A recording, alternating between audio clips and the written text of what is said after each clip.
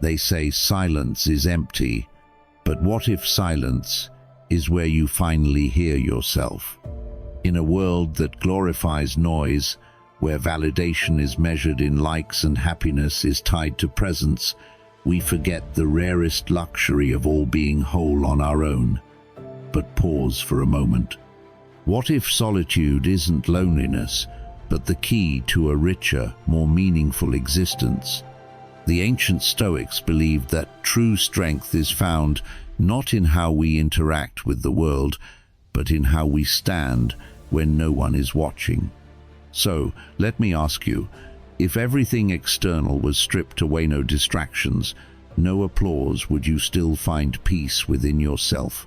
Because in the stillness, in the quiet, lies an untapped power.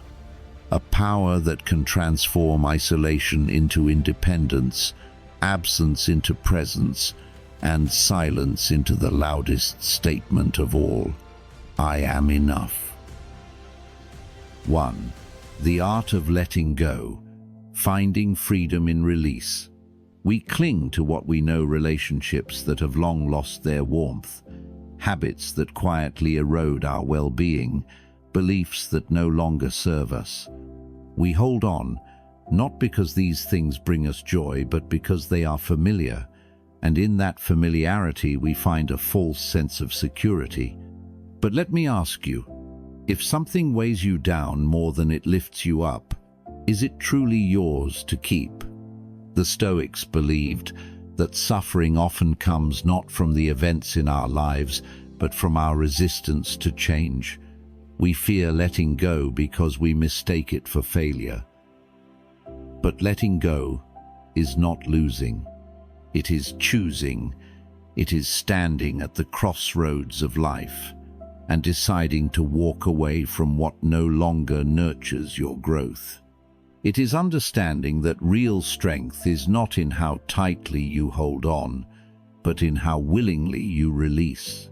Imagine climbing a mountain, but with every step you carry a heavier load, memories of past hurts, people who drain your spirit, regrets that whisper doubts into your mind. You tell yourself that you must endure this weight, that to set it down would be an act of weakness. But the truth is, the higher you climb, the more you must lighten your load. The higher you climb, the more you must surrender, because freedom is not found in accumulation, it is found in release. Marcus Aurelius once wrote, "You have power over your mind, not outside events. Realize this, and you will find strength." The weight you carry is not the circumstances themselves, but your attachment to them. You cannot force someone to love you. You cannot rewrite the past.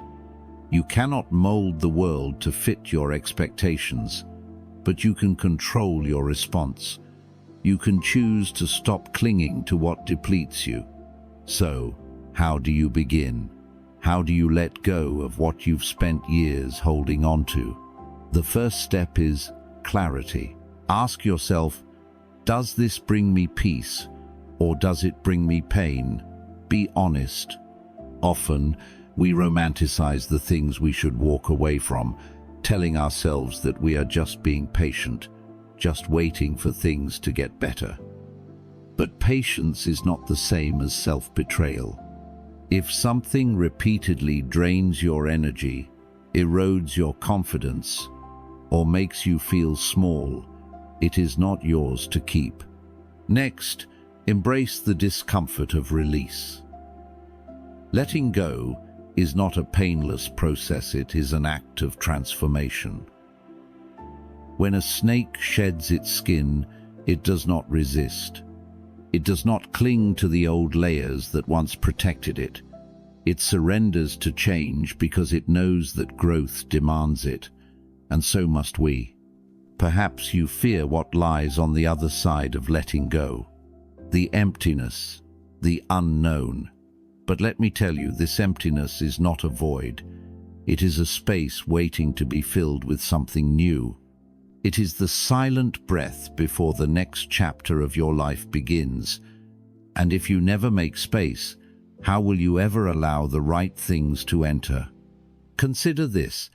When you unclench your fists, you do not lose, you make room. Room for new experiences, for new love, for new peace. Room for yourself. When you loosen your grip on the past, you do not fall, you free yourself to rise. It is time. Time to untangle yourself from what no longer belongs to you. Time to step forward without the chains of what-ifs and could-have-beens. Time to walk lighter, breathe deeper, and embrace the truth. What is meant for you will never require you to diminish yourself to keep it. 2. The power of solitude. Embracing yourself fully. We are conditioned to believe that being alone is something to be avoided. That silence is emptiness. That solitude is a void we must fill with distractions, people, or validation. But what if solitude was not an absence, but a presence, the presence of yourself? What if it was not a punishment, but an invitation to finally meet the person who has been with you all along? The Stoics knew that true strength does not come from external approval, but from self-mastery. Epictetus once said, "He who is not satisfied with a little is satisfied with nothing." And in this modern world, where we are constantly bombarded with the illusion that happiness comes from more company, more attention, more distractions, there is a radical kind of freedom in realizing that everything you need already exists within you. But let's be honest, being alone is not always easy.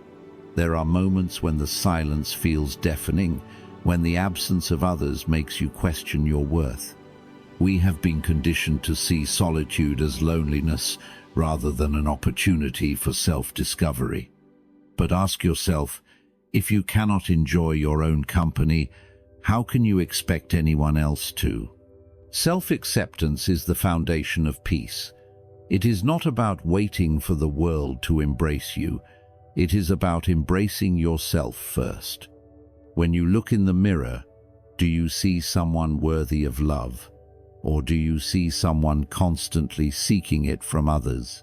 Do you find comfort in your own presence? Or do you try to escape it? To thrive alone, you must first unlearn the belief that solitude is a void. Instead, see it as a sacred space to grow, to reflect, to strengthen. Imagine standing in an empty room. Some may see loneliness, but what if you saw potential? A place where you can build, create, and transform. Marcus Aurelius wrote, "Nowhere can man find a quieter or more untroubled retreat than in his own soul." But how often do we allow ourselves that retreat? Instead, we run from ourselves, filling every moment with noise, afraid of what the silence might reveal. But here's the truth. The parts of you that you avoid in solitude are the very parts that need your attention the most. So how do you begin? How do you learn to embrace yourself fully? Being alone is not a deficiency, it is a strength.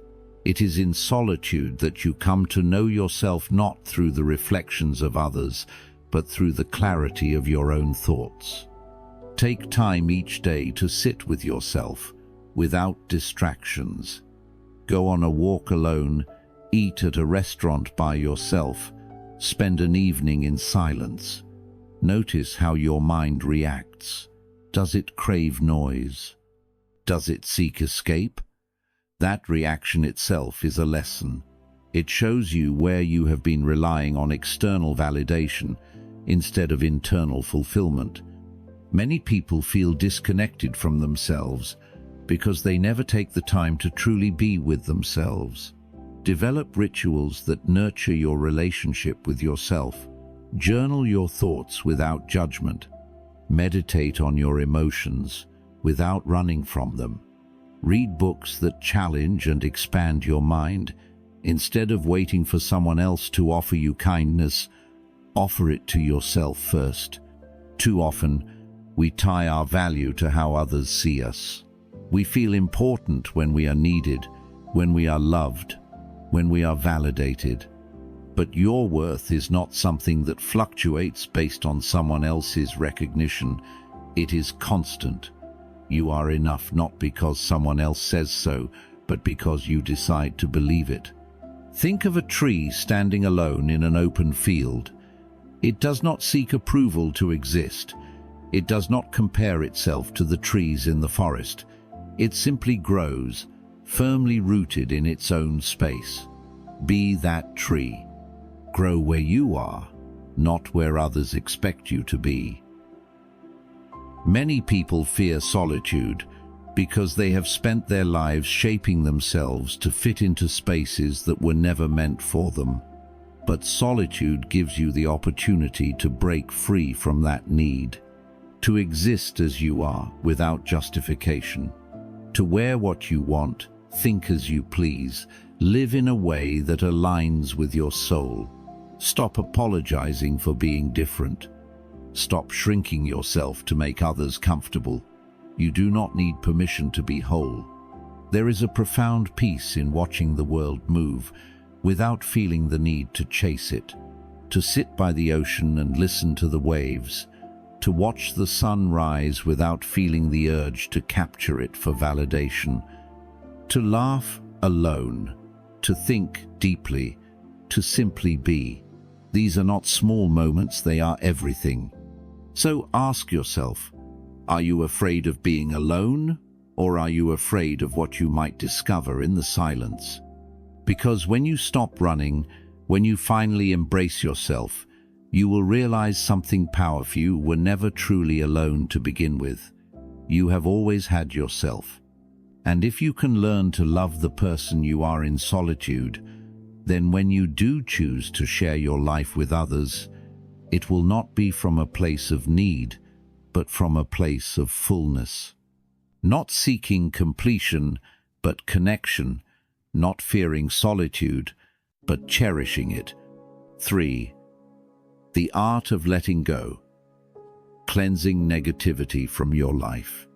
If your life were a garden, what would it look like? Would it be a place of peace and beauty, filled with growth and possibility? Or would it be tangled with weeds overrun by negativity, toxic relationships, and habits that drain your energy? Too often, we allow harmful influences to take root in our lives simply because they have been there for so long. We hold on to people who no longer uplift us, engage in patterns that weaken our spirit, and entertain thoughts that poison our peace. But ask yourself, if something is constantly weighing you down, why do you keep carrying it? The Stoics believed that true tranquility comes not from adding more, but from removing what does not serve us. Seneca once advised, associate with people who are likely to improve you. But do you? Do the people in your life nourish your growth, or do they plant seeds of doubt?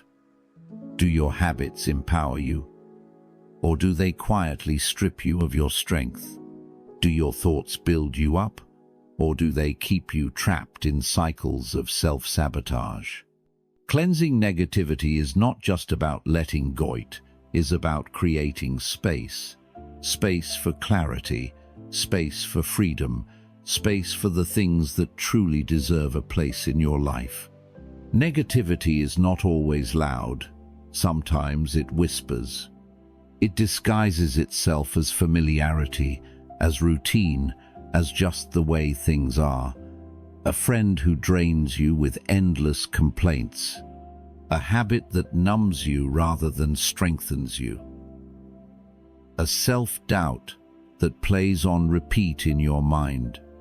But here's the truth, you are not obligated to carry what harms you.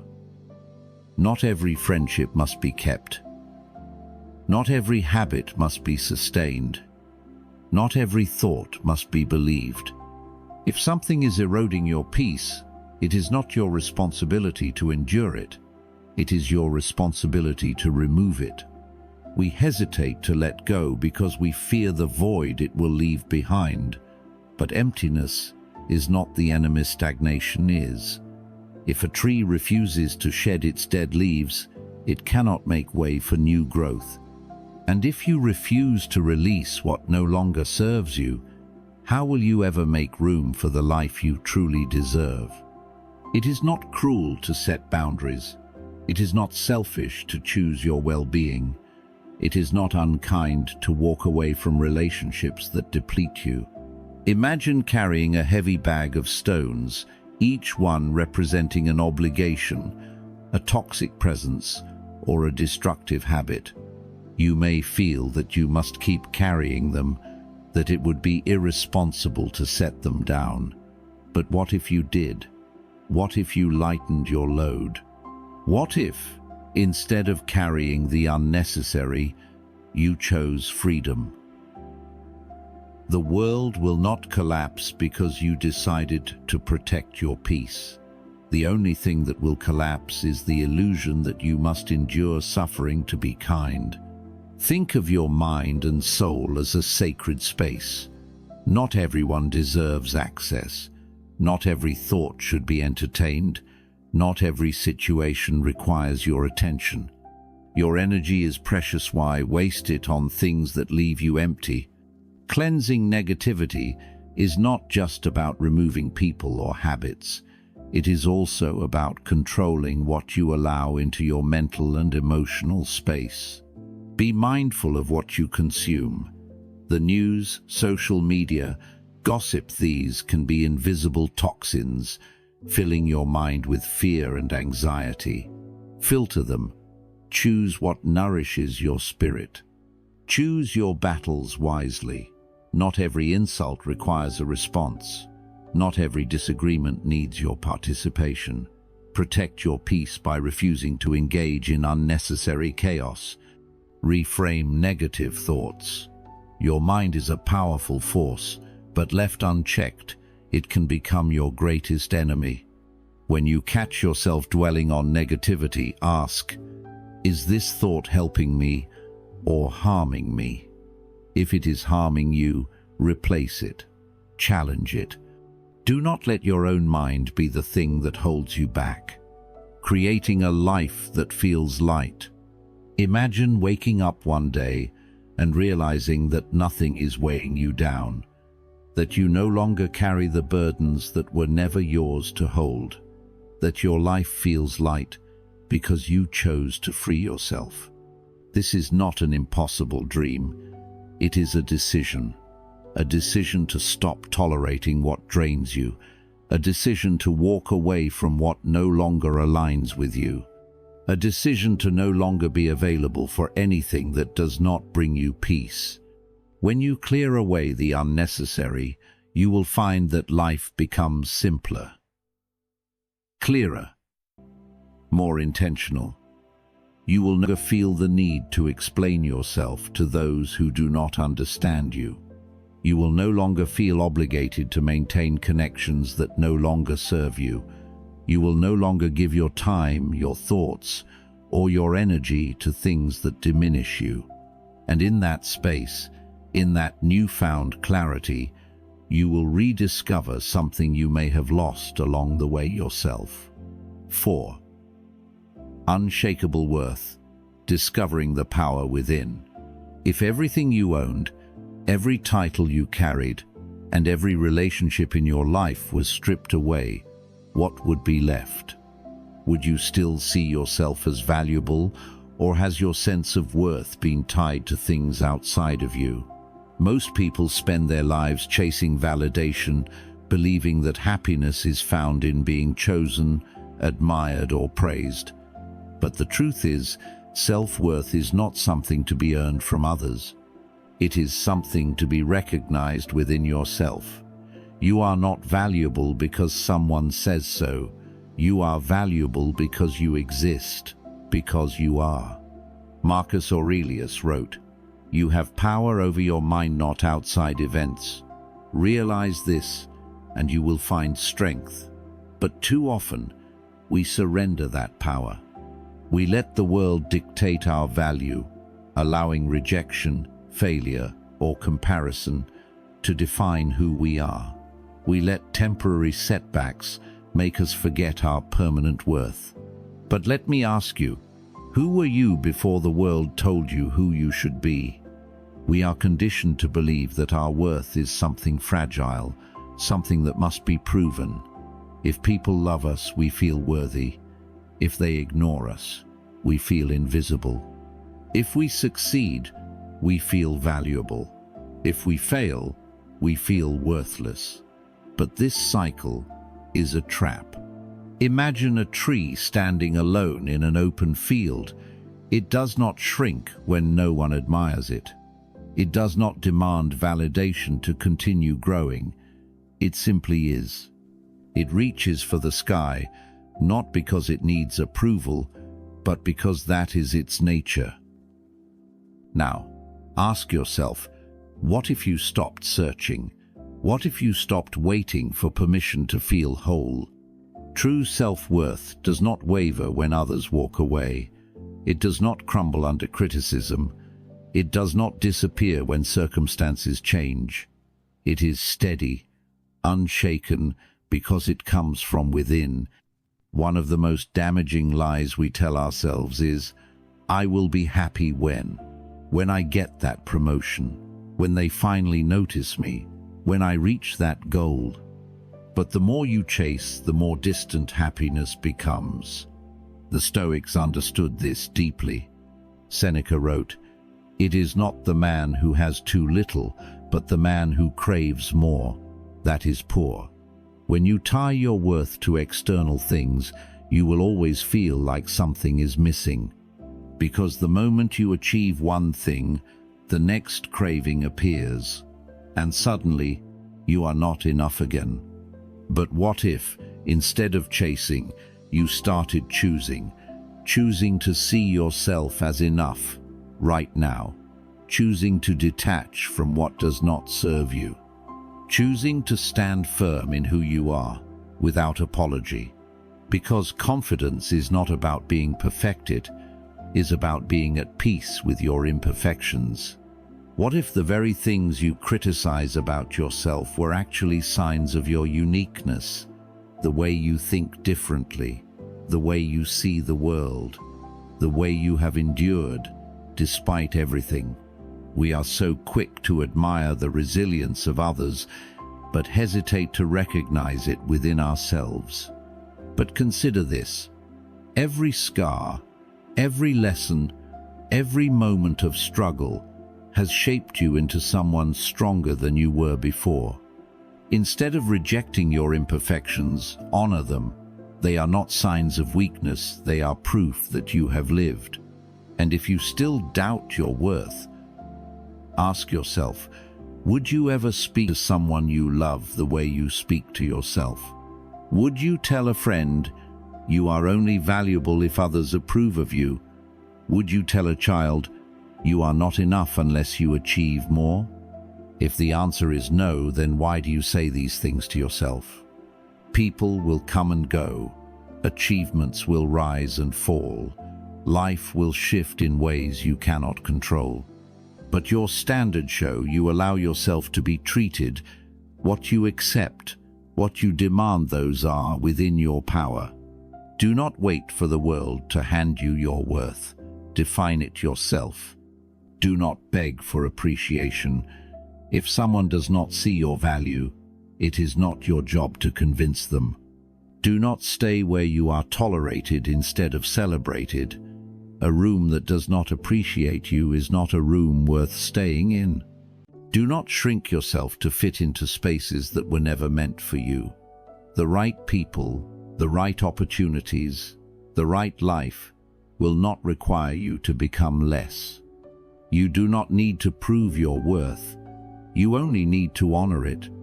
Think of the people you admire the most. The ones who seem unshaken, unbothered, fully themselves. What do they all have in common? It is not that they never faced rejection. It is not that they never doubted themselves. It is that they learned to stand alone, to be unshaken by praise or criticism. to know their worth, regardless of the world's response. And that is the lesson. When you build your self-worth from the inside, nothing on the outside can take it away. So, I leave you with this. What if, starting today, you stopped asking, "Am I enough?" and instead declared, "I am enough." Because you are. You always have been. Now, it is time to believe it. 5. Confidence is built, not found, the power of taking action. Confidence is often misunderstood. People assume it is something you either have or don't, like a talent you are born with. But confidence is not a gift. It is a result. It is not something you wait for. It is something you build. And how do you build it? Through action. You do not become confident by thinking about being confident. You do not gain self-assurance by sitting in silence, waiting for the right moment. Confidence comes from stepping forward, even when you are unsure, even when fear lingers in the background. Epictetus once said, "Happiness and freedom begin with a clear understanding of one principle. Some things are within our control, and some things are not. Your confidence is one of those things within your control. It is not given to you by others. It is created by the choices you make, the actions you take, and the courage you summon even in uncertainty. Doubt will never disappear before you take action. Many people wait until they feel ready, until the fear is gone, until confidence magically appears. But that moment never comes. The truth is, confidence follows action, not the other way around. Think of the first time you did anything new. Driving a car, speaking in public, starting a conversation with a stranger. You were nervous, uncertain, maybe even terrified. But the more you did it, the more natural it became. Your confidence grew not because the task changed, but because you did. This is why the Stoics emphasized practice. You cannot think your way into confidence. You must act your way into it. Many people never build confidence because they expect perfection from the start. They want to be great before they have even begun. And when they fall short, they assume they are not good enough. But confidence is not about being perfect. It is about trusting yourself even when you make mistakes.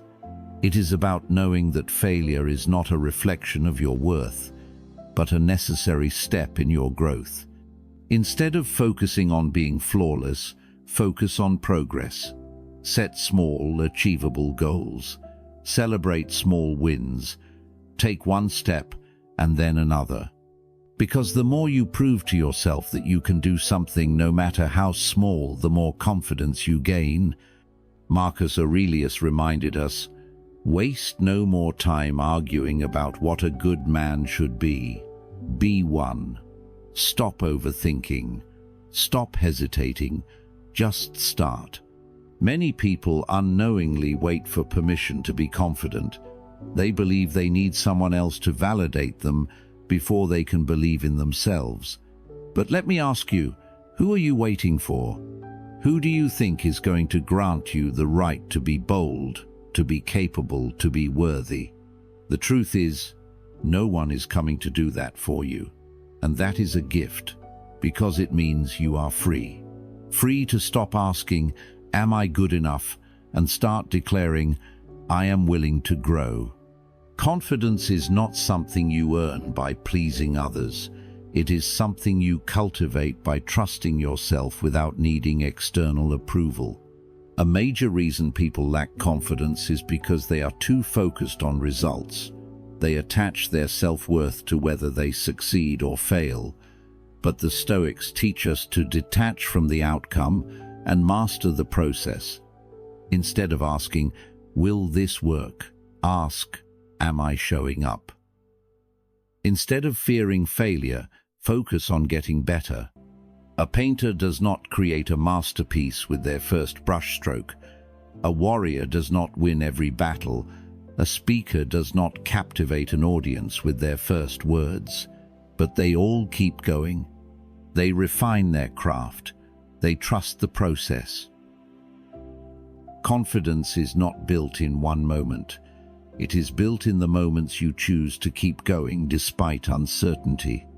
Fear is not a signal to stop. It is a signal that you are stepping outside of your comfort zone, and that is where confidence is built. Instead of fearing failure, fear stagnation. Fear staying the same. Fear never trying, never knowing what you are capable of. Because the greatest regret is not failing, it is wondering what could have been if you had only tried. Fear does not mean you are weak. It means you are on the edge of transformation. The only question is, will you take the next step? If you struggle with confidence, ask yourself, what would I do if I already believed in myself? How would you speak? How would you carry yourself? What decisions would you make? Now, do that. Even before you feel ready, even before you feel certain. This is not pretending, it is practice. And through practice you become. So, I leave you with this. What is one action you can take today right now that moves you toward the person you want to become? Do not wait for confidence. Create it. Because confidence is not something you find, it is something you build. 6. The freedom of letting go, healing through forgiveness. Imagine gripping a rope with all your strength. On the other end is resentment, pain, and past wounds that refuse to fade. You hold on, believing that tightening your grip gives you control. But the longer you hold, the deeper the rope cuts into your hands. The pain is not coming from what happened, it is coming from your refusal to let go. We often misunderstand forgiveness. We think it means excusing what was done to us, allowing those who hurt us to escape accountability. But the truth is, forgiveness is not about them, it is about you. It is not about erasing the past, but about refusing to let the past control your future. The Stoics understood this deeply. Marcus Aurelius wrote, "The best revenge is to be unlike him who performed the injury." When you hold on to anger, you remain tied to the very thing that hurt you. But when you forgive, you reclaim your power. You choose to move forward, unburdened. Many of us believe that holding on to pain protects us. We think that if we let go, we are somehow saying that what happened was okay. But ask yourself who is truly suffering from your anger. Think of a time when someone wronged you. Maybe they betrayed your trust, insulted you, abandoned you. You replay the moment in your mind, fueling your anger, hoping that somehow this will make things right. But does it? Or does it only deepen your suffering? Seneca once said, "While we are postponing, life speeds by." Holding on to resentment is like drinking poison and expecting the other person to suffer. The longer you carry it, the more it drains you. Some believe that forgiving is a sign of weakness, that it means letting people get away with their actions. But forgiveness is not passive. It is an act of strength. It is saying, "I will not allow your actions to control me any longer." If someone wrongs you and you stay consumed by it, they still have power over you. But the moment you forgive, you take back control. You decide that your peace is more important than your anger. This does not mean allowing toxic people back into your life.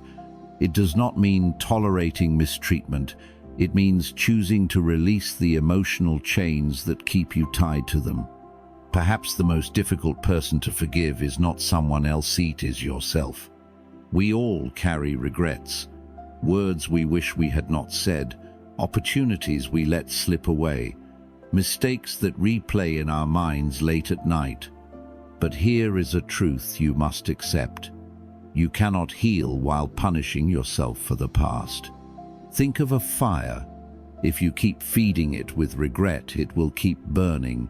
But if you stop fueling it, it will fade, leaving behind not destruction but space for something new. If you made mistakes, learn from them. If you hurt someone, make amends. But do not carry guilt like a stone around your neck.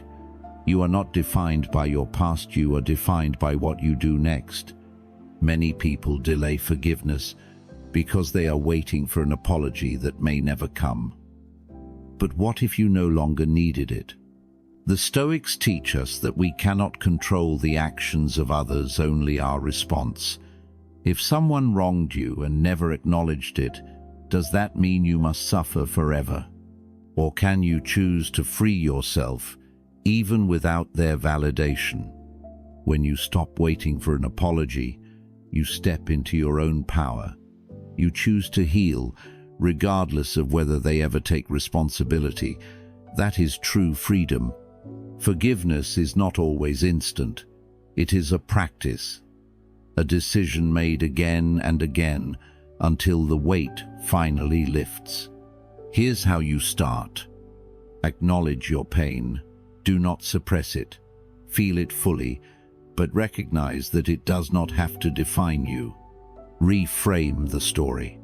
Instead of seeing yourself as a victim, see yourself as someone who endured, who survived, who grew. Choose peace over being right. Ask yourself, do I want to be free or do I want to be right? Holding on to resentment may feel justified, but it does not bring you peace. Let go in silence. You do not need to announce your forgiveness. You do not need to explain it. Just decide within yourself that you are ready to release it. Picture standing at the edge of the ocean, watching the waves crash against the shore. The water does not cling to the sand. It surrenders. It lets go. You too can choose to let go, not because they deserve it, not because it was fair, but because you deserve peace. 7. Embracing the unknown. Learning to trust life's path. There is a quiet fear that lives in all of us, the fear of the unknown. We try to map out every step, predict every outcome, and control what is ultimately uncontrollable. But life does not unfold according to our plans. It moves in ways we cannot always understand, shifting like the tides, shaping us in ways we never anticipated. And yet, we resist. But what if you stopped fighting? What if, instead of fearing the unknown, you trusted it? Marcus Aurelius once wrote, "Accept whatever comes to you woven in the pattern of your destiny, for what could more aptly fit your needs?" This is the essence of trusting life's path, not blind optimism, but the understanding that everything, even the unexpected, has a role to play in your growth. We like to believe we are in control, that if we plan well enough, work hard enough, or worry long enough, we can force life to bend to our will. But the truth is, control is an illusion. You cannot control the actions of others. You cannot control the timing of opportunities. You cannot control the setbacks that arise. But what you can control is how you respond. You can resist life, or you can adapt. You can fear change, or you can embrace it. The more you try to control life, the more frustrated you become. The more you learn to flow with it, the freer you become. Much of our suffering comes from trying to predict an uncertain future. What if I fail? What if I make the wrong choice? What if things don't go as planned? But ask yourself, has worrying ever stopped the inevitable? Has fear ever protected you from change? Seneca once wrote, "We suffer more often in imagination than in reality." The future is unknown, yes, but that does not mean it is dangerous. It simply means it has yet to be written. And if that is true, then why assume the worst? Think back to the moments in your life when things didn't go as planned, the doors that closed, the opportunities that slipped away, and yet somehow you made it through. You adapted, you grew, you survived. What makes you think you won't do the same again? Imagine standing in a river, trying to fight the current. You push against it, struggling, exhausting yourself. But the river keeps flowing, indifferent to your resistance. Now, imagine letting go. Instead of fighting, you float. You trust that the river knows where it is going. This is life. The more you resist, the harder it feels. But when you surrender not in weakness, but in trust, you find peace. This does not mean giving up on your goals. It means detaching from the need for everything to happen exactly as you expect. It means working hard, but not tying your happiness to a single outcome. It means embracing uncertainty as part of the journey. The Stoics believe that every event, whether joyful or painful, is a lesson. Nothing is wasted, nothing is random. Everything has the potential to shape you if you let it. A rejection may be redirection. A failure may be preparation. A delay may be protection. What if, instead of asking, "Why is this happening to me?" you asked, "What can this teach me?" What if every setback was not a punishment, but a step towards something greater? You do not have to understand the path to trust that it is leading you somewhere important. When you stop fearing the future, you can finally start living in the present. And the present is all you truly have. The next time you feel anxious about what's ahead, pause. Look around you. Feel the air in your lungs. Listen to the sounds around you. Remind yourself that, right now, in this moment, you are okay. You are here. Because no matter what happens next, you will face it the same way you have faced everything else, with strength, with resilience, and with the ability to adapt. Trusting life is not just about trusting external events. It is about trusting yourself. Trusting that no matter what comes, you will handle it. You do not need to know every answer. You do not need to predict every outcome. You only need to take the next step. So, I ask you this. What would happen if you stopped resisting and started trusting? Because life will unfold as it must. The only question is, will you flow with it, or will you fight it? The gift of solitude, finding peace in yourself. And so, we come full circle. We began with a question, can you be truly happy alone? And now, after everything we have explored, the answer is clear. Happiness is not something you seek outside of yourself, it is something you build within. Letting go, embracing solitude, removing negativity, uncovering your self-worth, taking action, forgiving, and trusting life's path, these are not just lessons, they are keys. Keys that unlock a life where you are no longer at the mercy of others, where your peace is no longer dependent on approval, where your strength comes from within. Marcus Aurelius once said, "Nowhere can man find a quieter or more untroubled retreat than in his own soul." And that is the greatest truth of all. Your soul is your sanctuary. The world will try to convince you that solitude is loneliness, that you must constantly be seen, heard, validated, that your worth is measured by your relationships, your success, your image. But you now know better. You are enough, as you are. where you are. So, I leave you with one final thought. Happiness in solitude is not about escaping the world, it is about mastering yourself. And when you do, you will never feel lost again, because wherever you go, you will always have yourself. Now, the only question left is, what will you do with this freedom?